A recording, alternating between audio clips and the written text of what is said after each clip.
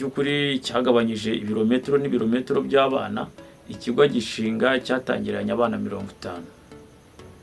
So ejo bundi hari undi muvandimwe gusa bagiteranyije w'umubosi wibera mu Bushinwa, ashobora kuba ari nawe wagishinze, so akagisigira Kerema mu rwego rwo kugira ngo Kerema nawe amuzamura abone kubicira. So DC Kerema rero ejo bundi abana baje kwiyandikisha ari benshi, no basanga babana 50 sibo bagifite uko bageze mu 150, kandi aho babashyira aho bagomba kwigira ari hato. DC Kerema yagiye ku karere ngo byibura azane icyangombwa, asabe icyangombwa cyo kubaka, yasabye icyangombwa nyirizina cyo kuvugurura, nawe arabivuga aranabyemera.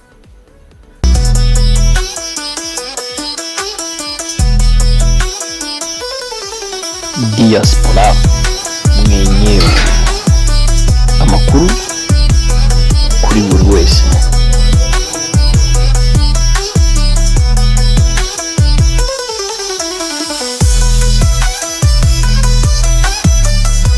Eyo diaspora mwenyewe again. So bakunzi ba diaspora mwenyewe, twongeye kwifuriza kugubwa neza. Tuboneraho kubabwira wowe utari wakora subscribe wayikora, so wewe wayikoze ukaba wakora ku like ntacyo gatwaye. Anyway, so DC Kerema reka tumuganire. DC Kerema ni umunyamakuru ki, ni muntu ki? Ni umunyamakuru wari uw'Isibo TV na Isibo Radio. Ni umunyamakuru ukunze kumenyekana cyane ku mbuga nkoranya mbaga, cyane kuri YouTube, kuko afite channel ye kuri YouTube. Anyway, n'ibindi no kuba channel yawe ushobora kuba yanyerera akaba yayigarura umuhaye ibiceri, nubwo twamumenye. So abeshi batamuzi neza, numwe we kunze guterana amagambo na ba Jori, musi Jori yubaka inzu ye, n'abandi beshi. Nawe kumaka ntabwo najya ry'indimi.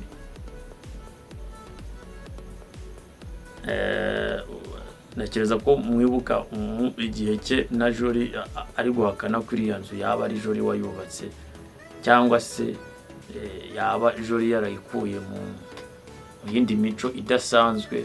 So nekereza ko ibyo murabyibuka, byararangiye, ahari baraniyunze, byagenze neza.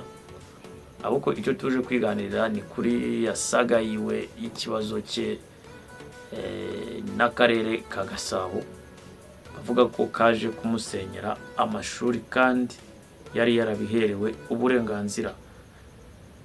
So DC Kerema twakurikiranye aya makuru kuko ari umuvandimwe warumbajije ati ariko kutaduhaye kwa aya makuru ya DC Kerema kandi tubona ashyushye, ubwo bundi wowe watubaniye. So anyway, kamubwire ko ngewe nari nyiyatohoza, kuko sinjya nkunda ngonza n'inkuru kuri pano yanjye cyangwa se kuri channel yanjye idafite fact, mbona nyine narabonera symbol, urumva. So reka tuyitangire noneho mbibwirire. Urumva DC Kerema yashinze ikigo, agishinga muri Jabana. Ni ikigo cyari Icuki. Asabye icyangombwa cyo kubaka, cyo kuvugurura, ageze hariya ku mashuri ye ahuko arubaka. Cyo kwanza ni icyaha, sibyo? Yubatse, urumva yarabomoye, arubaka, atangira bushya kandi yatse icyangombwa cyo kuvugurura. Akarere mu by'ukuri ntiyaranafite, nubwo usibye kuba byari bimeze gutyo, ntiyaranafite n'icyangombwa cyo kubaka, kuko yagiye avuga ko yagiye ku karere abonana na engineer w'akarere ka Gasabo. Babonanye aramubwira ati niba ari ukuvugurura ibyo ntabwo birenze, wowe genda. Hari abantu Twitter nk'abasherisheri bacu tugira mu karere, baraza kukugeraho. Niba hagera bari abantu bumvikane nabo, ibiceri bari buguce ubibahe, aho kugira ngo ngiye wumi ibiceri ubundi abo ngabo bazazi babisenye, kuko nabo turakorana. DC Clement ntabwo tuzi niba engineer w'akarere ari ikintu yamuhaye, ntabyo tuzi, gusa nabyo birashoboka nimba ariko babiganiriye. Wenza akaba yaramubwiye ati mayange wabo bajama nibahagera nabo bahaya, cyangwa engineer w'akarere akababwira ati mwebwe nimugende nabakubitira 900 murama 500 namwe murye 400. Ibyo nabyo birashoboka. So gusa iyo bikurikiranye neza wumva harimo ruswa nyinshi kandi DC Clement adashobora gukira, nawe arabisobanura. So rero bikimara kugenda kuriya, DC Clement yubatse baba sherisheri baje kuza, yaranabishyuye amafaranga yarageze kuri telefone yabo, avuga ko yayohereje na telefone. Arangije ejo bundi agiye kubona abona akarere karamanutse, ya mashuri karayasenya, kuko harabonaga n'abamere bahigishirizaga abana babo bashimira DC Clement bavuga ati ni umubyeyi yakoze ibyo abandi bananiwe. Tugezeho amashuri abana bacu bahasomeraga ibi nibi, bamushimira bavuga ati nubwo bamujyanye ariko ni intwari. Iyo video nayibonye cyane kabisa. So ukibaza DC Clement ribivuga yuko ibintu mu byaha aregwa bamujyaniye ni bibiri, harimo kwangiza ikintu cy'undi, sibyo? Ibintu uko bitoroshye, hakazamo kurwanya inzego.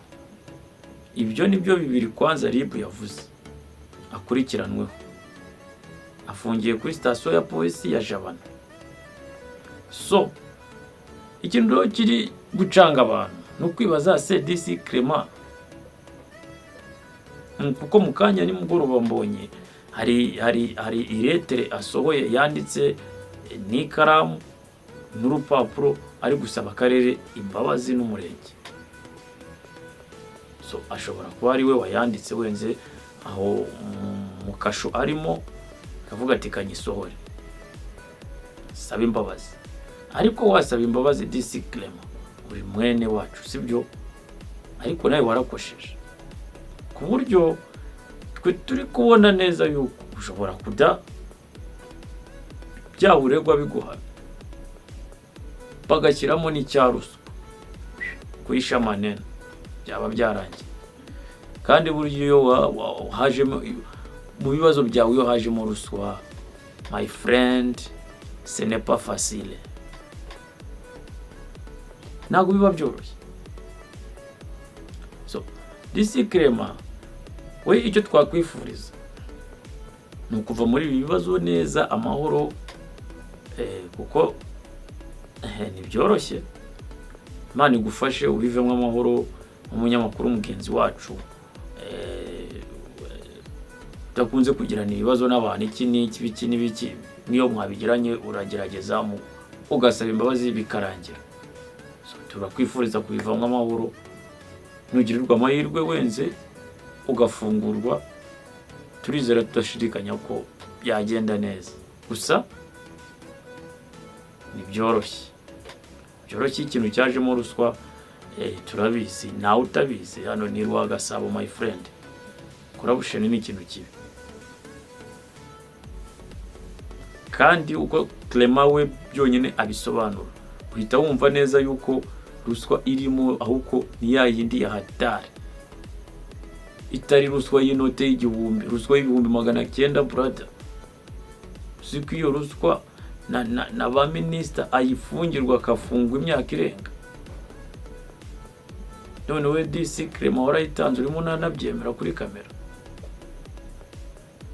Anyway, ni hatari, katukwifurize kubivamo amahoro. Nuko ibibazo bya DC Clement bimeze, gusa turacyabikurikirana, makuru yose turajya tuyabagezaho ku gihe.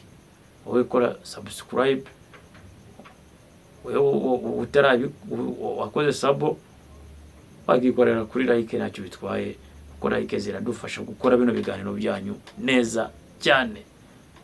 Anyway, asanteni sana.